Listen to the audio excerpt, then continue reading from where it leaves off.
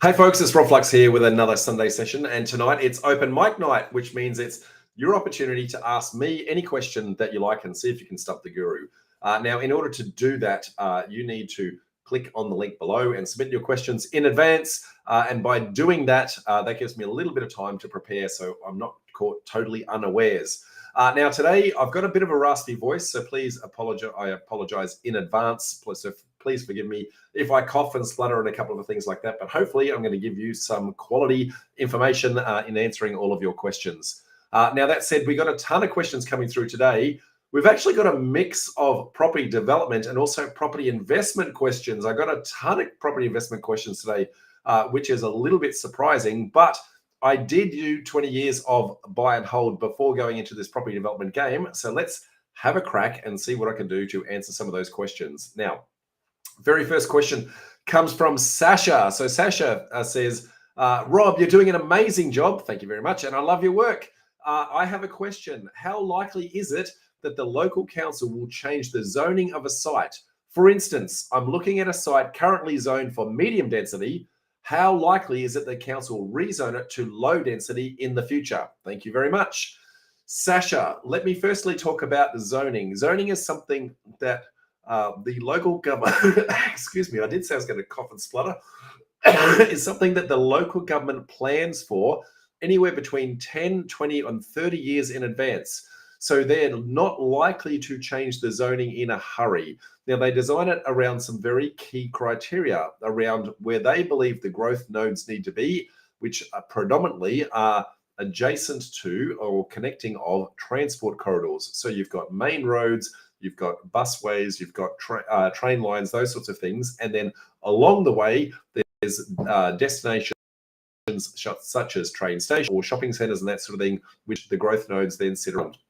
So all of the zoning is designed around transporting people to and from work along those corridors. And so the density tends to sit around them. So if you've been zoned for medium density, that is indicating that you are adjacent to either a growth node or a transport corridor. And because of that, the likelihood of them changing that is very, very low. Now, the local government proposed the zoning, but they have to go through a very complicated process to get the state government to anoint that.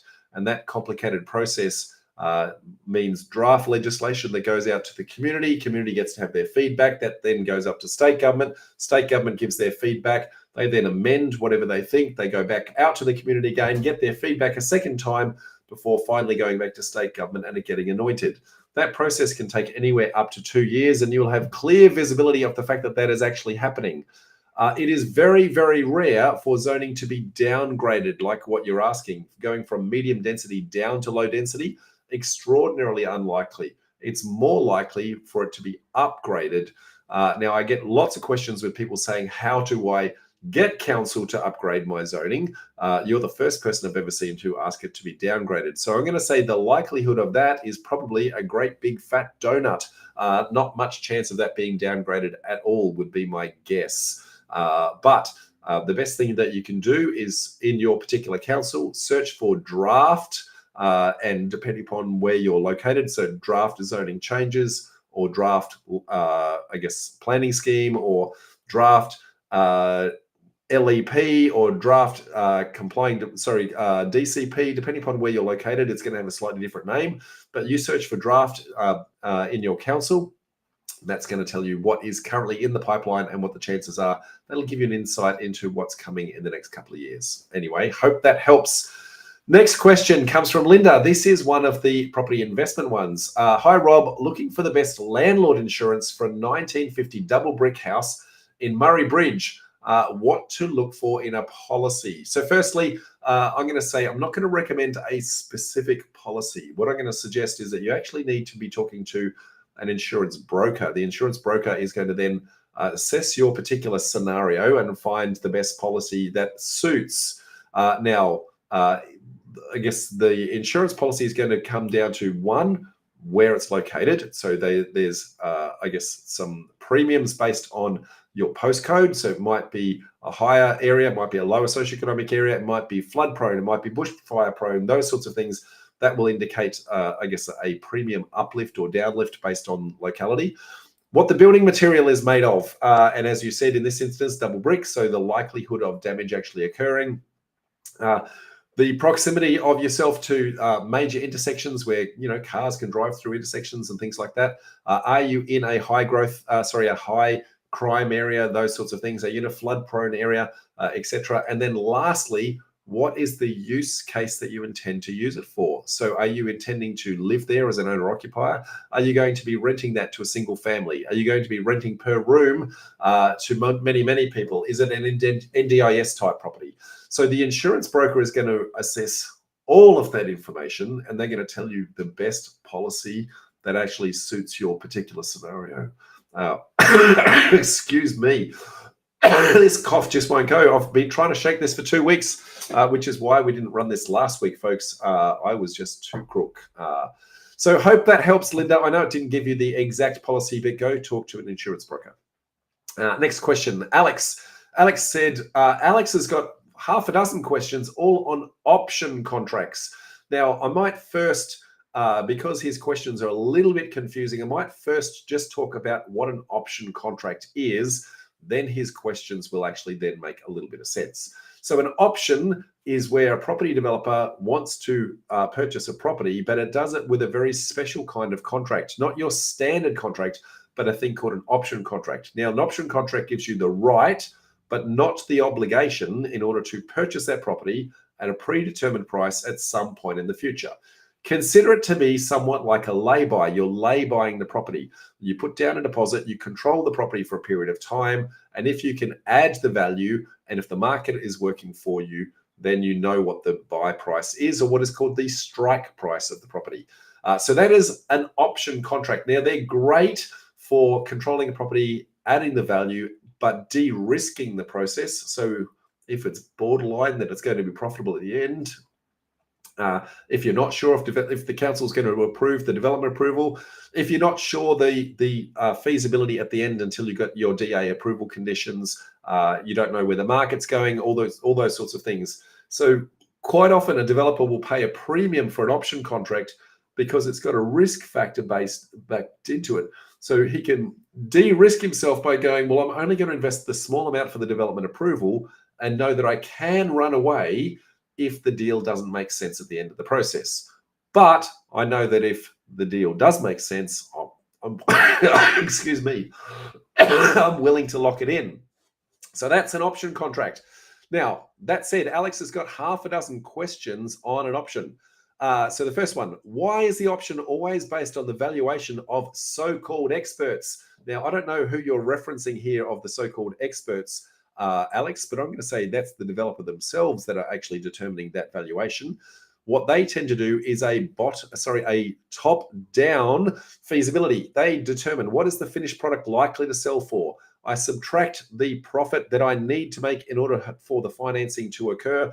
I then subtract the cost of construction. I subtract the cost of the development application itself, and a whole bunch of other things along the way, holding costs, etc. And whatever's left over is the maximum I can pay for that property in order for that deal to make sense.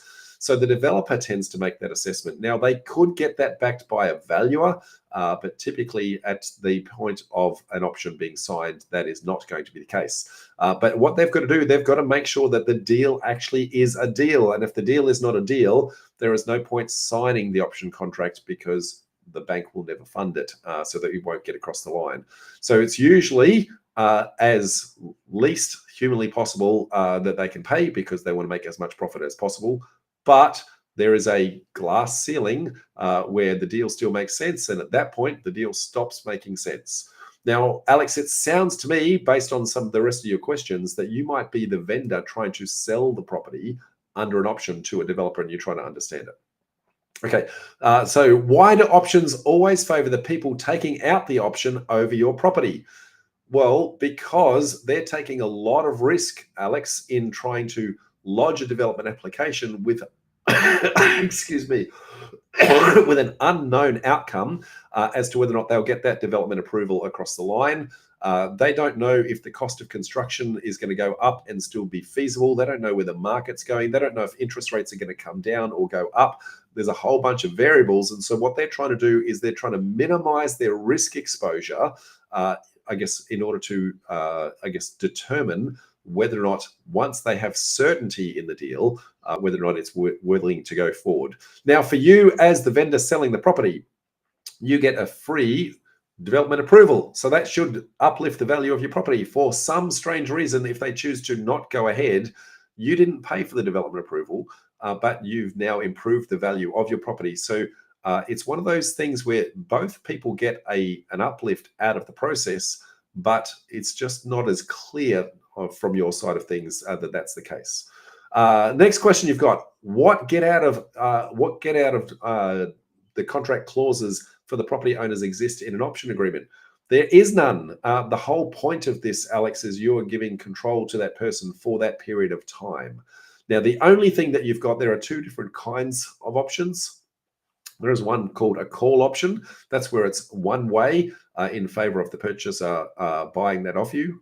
The other one is a put option. That way you control it and you can force them to take it. And what you can do is you can combine those together and you can, excuse me, you can turn that into a put and call option, which means they control it for a period of time and then say whether they do or don't want it. And if you believe that they've wasted their time, you get a small period of time where you can force them to actually take it off your hands. So put and call option, you need to talk to your lawyer as to whether or not that's something that you want to do. The next one: why are option agreements always so complicated? Actually, Alex, they're not. They're extraordinarily simple. As a matter of fact, the option contracts that I use are only 5 or 6 pages long, whereas if you use a standard contract, they're usually somewhere in the vicinity of 20 to 30 pages long. They are much, much simpler to actually understand and typically written in a lot more human-friendly. Now, they are custom. That's the difference, is every single lawyer draws them up very slightly differently, but they are not that complicated at all once you understand the premise of what it is they're actually trying to do. Next one: if I know what I want to sell my land for, why can't the option agreement reflect that and just pay the amount moving forward? Well, it can, but in this particular instance, Alex, the developer is not sure of the viability of the project. And so what they're trying to do is they're trying to get confirmation that the deal actually is a deal before they lock that in. It's a risk mitigation process, and typically they're going to pay a higher premium for that because risk is worth money. There's only two things that make people pay more for your property. One, you give them time. An option contract gives them some time. And two, it gives you the ability for risk, so they can walk away from the deal if the deal doesn't make sense once they've got that approval in place. Anyway, I hope that helps, Alex, and hopes clear that up. And good luck with the sale of your property, mate. Hafiz has got a question. Hi, Rob. I want to ask a question about subdivision. Now, it sounds in this instance like as if is actually a tenant. If the landlord does not have the time or money to subdivide and sell a block of land, can I arrange a contract where I subdivide and buy after the subdivision? What are the risks in this approach, and what is the best way to manage negotiate this type of contract? Thank you very much. Hafiz, it's a really good question, mate. And yes, you can actually do that. There's a couple of different mechanisms. We just spoke about option contracts. That is one way that you can actually do that. The other way is what they call a delayed settlement with early access. That is, you are going to be purchasing the proposed lot. Now, the proposed lot does not yet exist, so you're not buying it today because it doesn't exist. You're going to buy the proposed lot and you're going to put some clauses in there, and you're going to have a proposed subdivision plan that says, well, I've got lot 1 and lot 2. I know I'm going to buy proposed lot 1 upon the completion of the subdivision, which then allows you to lodge the subdivision, execute the subdivision, install all the services as needed. Once the titles are created, at that point, you can then purchase that property off the landowner. So the answer is absolutely, you can do that. Now, depending upon how you do that, you asked the question, what are the risks? Well, the risk is that you don't get the approval. That's probably the biggest risk, or that the approval is under a set of terms that is, I guess, onerous upon you, and you're not really happy with the outcome of that. Okay, but if you have a contract in place, you have legal control of the property. Now, you could do that with a delayed settlement with early access. You can do that with an option contract. You do that with a number of different legal documents that will allow you to control the property while you get that approval in place. But so long as you've got that, you might also want to put potentially a caveat over the property if you're using something like an option, just to stop the temptation of that person attempting to sell it. Even though you have a legally binding contract, you just want to put a little padlock on the title so that anyone who's trying to deal with that property knows exactly what's going on. Okay, hoping that helps, Hafiz. Next question, Raymond. Raymond says, I'm living in a duplex right now. However, I'm planning to upgrade to a brand new duplex in the same area. Instead of buying a brand new duplex, can we save on the way in by doing a duplex project? The problem is I might have limited borrowing capacity unless I sell my current home, but that only allows us to upgrade, but couldn't afford to buy the land to subdivide and build. I'm not sure if there's a creative way where I can buy and build, move to and sell the current one, plus selling another new duplex. Raymond, that's a very complicated question, and there's actually a couple of different ways of actually solving this particular problem. So it sounds like you already own the existing duplex, it's secondhand, and you actually need to sell that in order to fund the new one. So the first thing you could do is what they call bridging finance. So bridging finance is where the lender knows that for a small period of time, you've overextended yourself, but you have a plan in order to get out of that. So the plan is to purchase, subdivide, purchase, build the duplex, sell one off, pay down the debt, then move into the house, and then sell the existing house. So you've got a plan. So you can map out the plan, you can map out the timeline for that, and knowing once you've done the math on that and you've spoken to your accountant with regards to, I guess, the financial implications of that and that sort of thing, then you can get bridging finance to do that. That's the first and simplest way to do that. It will mean you'll have some negative cash flow in the short term if you do that approach. Okay, so that's option number one. Option number two, you could sell the existing house now, cash yourself up, potentially move into a rental property while you go through a project. And that way you've got all the cash to then go and buy the property. Again, you'll have some negative cash flow, but it's the rental cash flow, but you'll actually have the cash and the serviceability for the deal. Way number three, you can actually do a joint venture with somebody who already has the land. So they might be wanting to sell the land. They might want a duplex themselves. So you might work with them and say, look, I'll fund and run the project.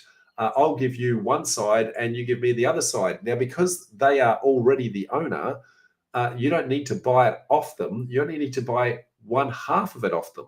And you can't buy that one half until that one half exists. So effectively, it stays in their name for as long as humanly possible, which saves your holding costs. Now, that's a creative way to do that.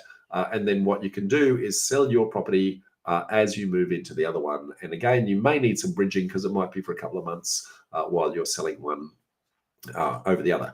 The other way you can do it is, as we had the question earlier on, with option contracts. You might be able to control the property for a period of time and then get I guess all the development approvals in place and ready to go before you actually execute the contract to actually do it.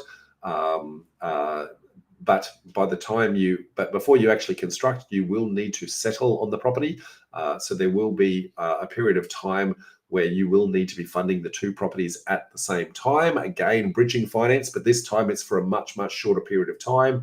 And the bridging finance, so the lender knows that you've got the development approval in place, and so they've got a lot more certainty for how long that bridge is going to be in place.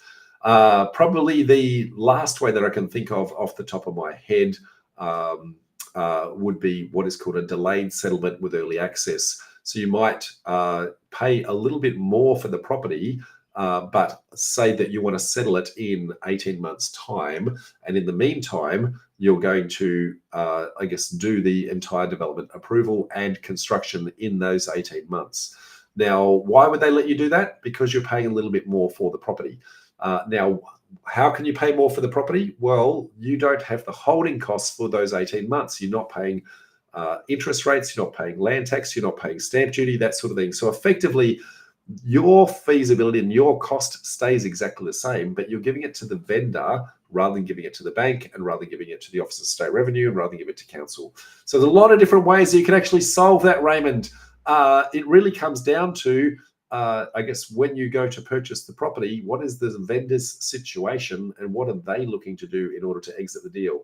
Now, I teach 7 no and low money down deals. They are just a couple of those, Raymond, just to give you some insights into what can actually be done. But good luck on your project, mate, and I hope that you get that brand new duplex as soon as humanly possible. Next one, Rosman. Rosman says, hi, I need help to build my portfolio and properties, or can work and learn and earn as an employee. Rosman, I'm not quite sure exactly what your question is there. You need help to build your portfolio. I did do long-term investing way back. I did 20 years of that. And it does work. Let me reassure you, it absolutely categorically works, but it is very slow. What you need to work out is, why are you doing the portfolio of properties in the first place? There's only 2 reasons to be doing any sort of investing. Now, I do property development. That is a form of investing, but it is manufactured profits. Investing is either capital gains or cash flow. So you need to determine what your strategy is for investing in the first place. Now, if you're doing capital gains, then that has a huge potential to have a significant impact on your cash flow in the short term. Now, you'll become asset rich, but you might be cash flow poor. The idea there is you then collect many properties over time, and then once they've accumulated in value, you sell a couple off, that pays down the debt. All of a sudden, you own a few outright. Now they're all positively geared. So you have a period of time. It's usually at least 10 years. For me, it was 20.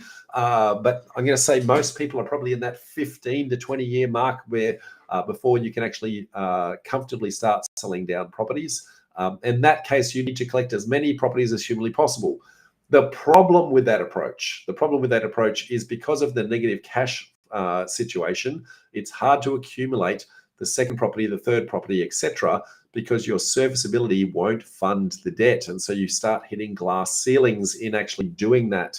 The other approach is if you go for a cash flow property. Now, cash flow property will then be generating the cash flow, which helps the serviceability and means that you instantly get, I guess, that positive cash flow coming out of you. But the negative on that is you might not get the capital growth. It is very rare to get a property that will actually do both, okay? But typically what I see most people doing is they're going for capital gains in the first place. They let the capital gains accumulate their wealth, okay? So wealth means that you're asset rich and not necessarily cash flow rich, but you can't eat an asset. So eventually you're going to have to sell down 1 or 2 of those assets, pay down the debt before it becomes positively geared. Now, what I teach, Rosman, is completely different to that. What I teach is property development. Property development gives you the ability to force value onto the property through your own knowledge, skills, and experience. Which means that you need to have some knowledge, skills, and experience in order to do that. So there's going to be an educational element that comes into this. So you can't just go in and just hope, okay? You need to put some effort into the learning process. But when you do, you're no longer reliant on the market to do the heavy lifting, and you can manufacture the profits. Now, I took 20 years to become financially free doing the buy and hold approach before getting divorced and having to give everything away after that first divorce. In the second time around, going through the property development process, it took me 6 years to become financially free. Knowing what I know now, I can do the same thing in about 3. And so by being able to force the value on, it's much easier to actually get to where you want to go. Now, in order to own a property outright, I have a magic formula. Most property developers are aiming for a 20% profit on cost. So based on that 20% profit on cost, if you do 6 properties, a total of 6, if you sell down 5, that will pay the cost, which means the 6th one is owned free and clear. If it's owned free and clear, firstly, if you don't sell it, you don't realize the cash. If you don't realize the cash, you will not be paying tax in today's dollars. In 10, 15, 20, 30 years time, when you actually sell that, you will be paying tax, but you won't be paying tax today. That means you get to keep 100% of the property owned outright. That means 100% of the property is going to grow with the market every 7 to 10 years, doubling. So your asset base will go up. But because it's owned free and clear, you are 100% positive cash flow, which means that depending upon where you're living around Australia, could be anywhere between $20,000 and $30,000 net positive cash flow that you're actually going to get out of that property. And then on top of that, you've got the ability to use that equity to then leverage to go into more and more deals over time. So it's a fantastic way to actually get there. Now, how do you learn how to do 6? Well, let's learn how to do a smaller project. Let's first learn how to do 4. And how do you learn to do 4? Well, let's first do a smaller project. Let's learn how to do 2. So within just 3 projects, folks, you could go 2, 4, and then 6, and you have the potential to own a property outright. Now, that is much, much, much faster than I guess waiting 10 to 15 years for a property to double in value before selling one down and paying the other one off. And so you'll find most people have the ability to get out and become financially free in about the 5-year mark, give or take, if they are dedicated and committed to the cause. Anyway, Rosman, that's a very long answer to a very short question. I hope that helps you on your journey, and good luck with your portfolio. Fiona says, I have a 4,000 square meter block in Victoria. I'm planning to have a staged subdivision where I create 4 by 600 square meter blocks, sell those and develop the rest of the land in 2 to 3 years' time. Does the vacant land tax in Victoria apply when you're in the planning stage and the subdivision is still in council? Fiona, firstly, I don't know the specifics of your question with regards to the vacant land tax. My suspicion is if there is no house on it, then yes, it is likely to apply. That would be my suspicion, okay? But you'll need to get an accountant to actually tell you that categorically. They're the only ones who's going to be able to give you the insights on that. Now, that said, I'm not sure why you intend to do the rest of the development in 2 to 3 years' time, why you would not do a stage 1, stage 2 approval today. So get all of the application for both stages done today, and then roll from one stage into the next stage, because the holding costs of holding the vacant land is potentially going to impact the viability of the project. So the longer you hold, if you hold it for 2 to 3 years, that's 2 to 3 years of holding costs that you just don't need in the profitability of your deal. So my gut feeling is just execute it from start to finish. I understand the stage 1 process because you might have some limited cash, but by selling off those blocks, it will pay down the debt, roll the cash over, and you should be able to reapply that relatively quickly, relatively easily. Hope that helps, Fiona, in you understanding that. But in the short term, go speak to your accountant about that vacant land tax rule, or make sure that the block that you leave behind actually has a house on it and you're able to rent that out. You might also be able to bring in a relocatable home temporarily and park that on there and rent that out so that you don't have that obligation as well. That might be a temporary workaround as well. Hope that helps. Sri has a question. Hi, Rob. I'm in my journey to build property portfolio as a business, not a hobby. So again, building property portfolio, investor. What should be my approach on securing properties with high rental investment through a balance of high capital growth and good rental yield?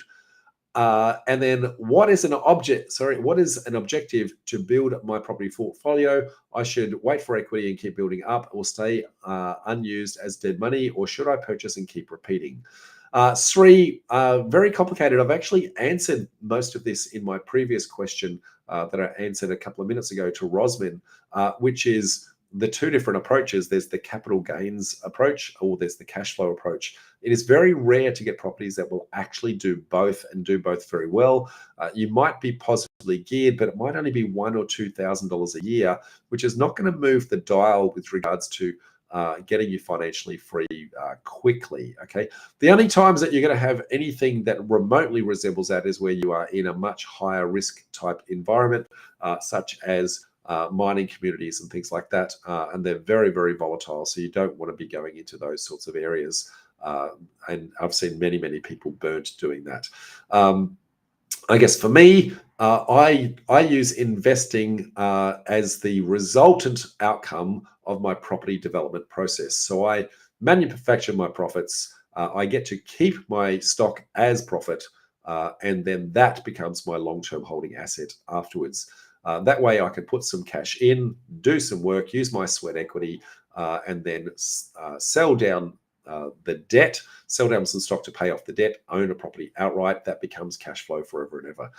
That is how I do it, Sri. If you want to come to one of our meetups, you're going to see how to do that. Or I've actually got a free course, and see if I can find the link to my free course somewhere. I will find that a little bit later.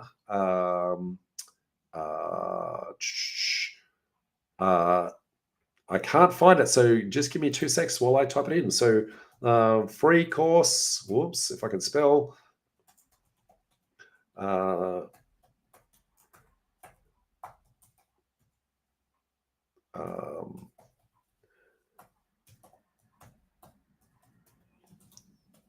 Okay, this is it here, folks. propdev.info / whoops.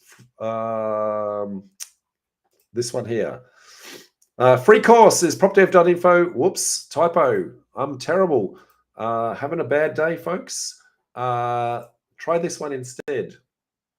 There you go, / free course. If you do that, follow that free course, and that'll give you some insights into how I do it, and give you the roadmap of the things that you need to learn in order to get yourself to financial freedom. So that is called the 7 Steps to Financial Freedom, and you can access that, I guess, at any time, and give you some really good insights into how we teach the process, and whether or not you actually want to become a property developer. That's really the insights you're going to get out of that. Okay, back to Mel. Mel says, "Hi, Rob. I've hit a bump in the road. Townhouse owners next door have their stormwater drains coming across my council verge. This will prevent a driveway for my 2-lot subdivision. There are no council records. Engineers didn't pick it up. I actually thought it was the old pipe to the house on my block, since there wasn't another stormwater outlet for the street. However, taking a closer look, it actually cuts across my verge. The reason they've done this is due to a sewer manhole in front of their property, so they thought they would use the council verge in front of mine. What do I do?" Mel, the first thing you're going to need to do, you need to talk to your civil engineer. Now, without knowing the gravity, the slope, those sorts of things on your property, it's a bit hard to say categorically whether or not this will actually work. But what you might be able to do is you might be able to break into their stormwater outlets, put yourself a manhole, and redivert where that pipe actually goes in order to get it to the outcome that you want. Now, if it's going downhill, you can redivert the water and let gravity do the work for you. Okay, if it's not, then I guess then you've got some challenges in what you're trying to do. But what you might still be able to do is be able to put a manhole in there, or a detention tank on your property, and that detention tank might be able to have a pump and then pump that somewhere else. Now, in order to do that, council probably won't like that with a subdivision. They might like it if you were able to do a townhouse project yourself. Now, why is that difference? Well, because with a townhouse project, you generally have a strata or a community title, or a body corporate, depending upon where you're actually located, which means that there is a maintenance schedule done that will actually look after the pump. Whereas if it's owned free and clear, council's not sure if anyone's actually going to maintain the property. Whereas if it's on a body corporate, they know that there's going to be a body corporate schedule that will go and review and update and service and do all sorts of things like that through what they call the sinking fund. So a couple of different solutions there. One, can you put a townhouse project on there and get that strata solution with a pump? 2, can you put a manhole in there and redivert that? But either way, speak to your civil engineer. The civil engineer is going to look at the contours, the slope, etc., as to what you've actually got there. I guess the last alternative is you might be able to move your driveway very slightly forward, and then I guess have a little bit of a bend on your driveway to get around that. Or lastly, you might be able to concrete encase the stormwater pipes in order to strengthen them so they can actually take the weight going over it. Either way, your your civil engineer is the one to actually give you the answer to those. Now, in doing the concrete encasing, they might suggest that you change the pipe that is underneath it, so it becomes a steel pipe rather than a PVC pipe or something like that, so it's a little bit stronger. But civil engineer is going to be the answer for all of your solutions there. Next question comes from Garima. I think I've pronounced that Garima. How to find out the minimum size of a block necessary to subdivide? Is it the minimum lot size in the New South Wales planning portal, i.e. the spatial planner? E.g., my blocks are in Tanmore. The portal says minimum lot size is 700 square meters. What does this mean? Garima, you've actually hit the nail on the head. You've answered your own question. So I'll answer it in a broader sense for everyone else, but the council planning tools are where you're actually going to find that information that you're actually looking for, and it is the minimum lot size that you're looking for. Now, the council planning tools are located slightly differently for every different state, but for most states, the state government actually has a spatial planning tool that allows you to search for your property address and find what the constraints are that sit on you. So for you, you are correct. It is the New South Wales Planning Portal that is the place that actually do that. Now, the exception to all of that is Queensland. Queensland has each individual council has their own planning portal, which is slightly different. Minimum lot size is what you're searching for. Now, every state tends to have a minimum lot size, with the exception of Victoria. Victoria is more it's not as prescriptive, but rather you have to, it's more of an interpretive code where you have to prove that the solution is actually workable. But the minimum lot size says a minimum of 700 square meters. So if you wanted to subdivide that, you would need a minimum of 1,400 square meters on your original block of land before you could carve that up. Okay, so it's not the 700 to start with, it's the 700 that you finish with. That's what that means. Hope that helps, Garima. Now, Jason says, what was the website that you used to assess a suburb has got a higher potential for rental yield increase and capital gain increase, thus helping us to determine where to buy or hold property in that suburb? I remember his website that you put in a suburb name and it spits out a historical price date on that suburb. Thank you very much. Jason, there's actually a number of different websites that actually do this. One that I tend to use is one called DSR Data, stands for Demand and Supply Ratio Data. It is a fantastic tool for assessing investment sites. Okay, I do not use it for development sites. It is not really a good outcome of that. It shows you historically what has actually occurred in the area. Now, it can't predict the future, so you need to understand all the key drivers that are actually happening in the area. I teach 16 key drivers to have a look at to see whether or not the area is going to keep doing what you want it to do. But what it does is it actually measures all sorts of things. So stock availability, days on market, I guess the demand and supply ratio itself, the rental yield, vacancy rates, days on market, and a whole bunch more. So it's a fantastic tool.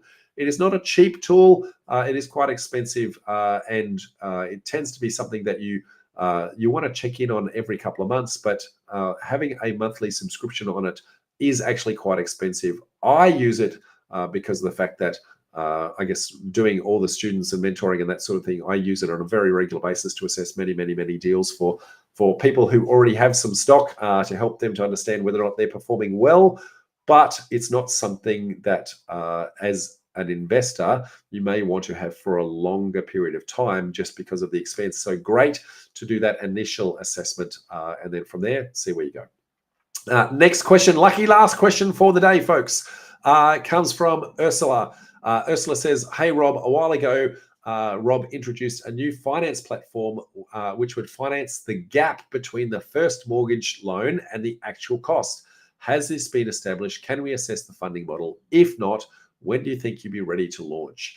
Ursula, what you're talking about is what I was trying to put together called an equity fund.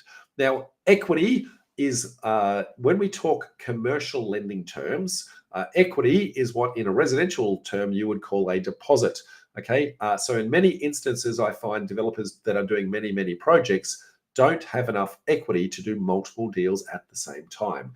Now, it's relatively easy to get the debt component from a commercial lending perspective if the deal makes sense, but it's very hard to do the equity component.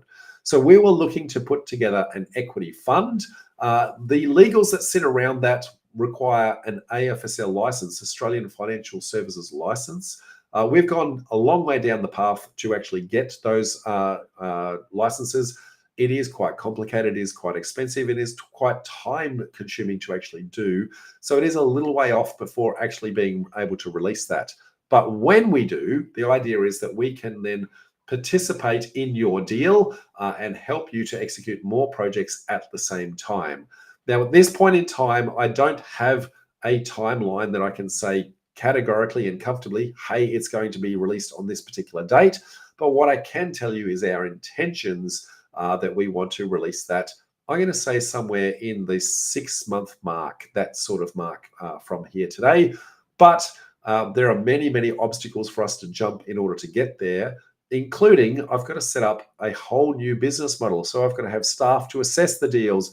I've got to have investors to actually invest in the fund. I need to have developers like yourself who actually want to borrow from the fund, and there's a whole lot more. So it's not just creating the legal structure, but rather building a whole business model that sits around that. And just with some other commitments in my life at this moment in time, that has distracted me from doing all of that. Now, that said, folks, that was the last question for the day. Today was open mic night. If you want to ask questions for next month, click on the link below, submit your questions in advance, and we would love to be able to help you in order to help you to progress your property development journey, or come to one of our meetups and you can participate in the masterminding process that we do there. We run those meetups in Brisbane, Sydney, Melbourne, and Adelaide, and you can participate in those pretty much every weekend of the year. We do those both physical and also live stream. So no matter where you're located, anywhere in the country, at any one point in time, you will be able to participate in that.